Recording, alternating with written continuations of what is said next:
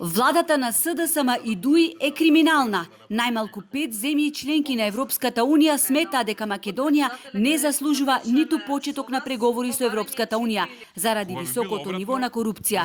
Позициите и претходно на Грција и сега на Бугарија ќе беа далеку послаби доколку во Македонија имаше функционален систем на владење на правото и доколку имаше реална битка со организираниот криминал и корупција, истакна Александар Николовски, подпредседател на ВМРО-ДПМН на дебатата во Струга.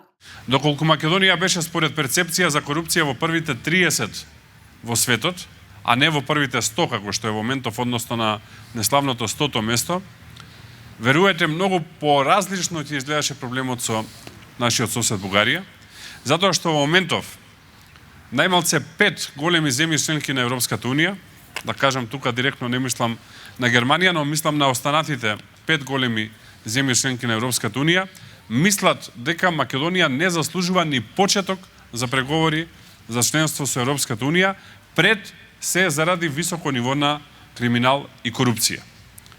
И затоа никој не врши притисок врз Бугарија. Нема притисок затоа што мисла дека државата не е спремна, рече тој.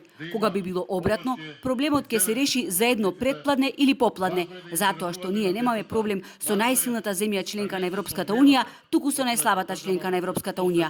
Многу повеќе Европската Унија и треба на Бугарија, отколку што Бугарија и треба на Европската Унија. Николовски потенцираше дека ако претходно се зборувало само за висока корупција, сега во владењето на СДСМ и ДУИ, корупцијата ја има од најниско до највисоко ниво, од шалтерски работник па се до премиер, укажувајќи дека ако порано се иселувале од Македонија заради економски причини, сега тоа се прави затоа што нема ред и поредок во државата. Од тука целта на ВМРО-ДПМН е да се ослободат институциите.